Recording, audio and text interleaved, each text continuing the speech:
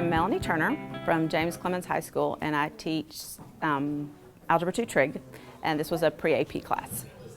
The main thing that we do at the beginning of every lesson is we start out with edits, where they edit their homework and they talk to each other about what difficulties they had. Highlighting your corrections and Write the number at the top. put an X on the ones you missed wrong. What goes at the top of the page? The strategy there is to try to get them to concentrate on teaching others, which is one of the top retention rate strategies. So the more I can get them to teach other people what they know, the more they actually learn it themselves. The pre-reading activity we did was LEQ, which stands for Lesson Essential Question. They pre-read the section by themselves, find the important parts in it. Vocabulary, we've already talked before about how you pick out the important parts. We look at the examples, we look at the highlighted, the bold words, things like that. They do this by themselves and kind of jot down notes. After a few minutes, they talk to the whole group. What do you mean, what is synthetic?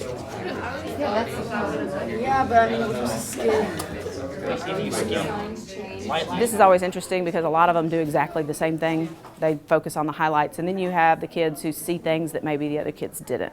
So they talk about this, they get an idea about what the 2 or 3 questions they think are the most important in that lesson. And the way I present this is, look at the questions at the end, look at your homework. What do you need to know in order to do the homework? And that kind of focuses them on, okay, that's what's important. Because sometimes if you ask a kid what's important, they're going, I don't even know what that means.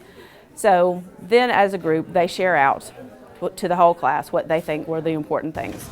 Why do we have to omit all variables and exponents in synthesis division? Okay, so if we do synthetic division, why do we eliminate variables? What was your first one again, Will?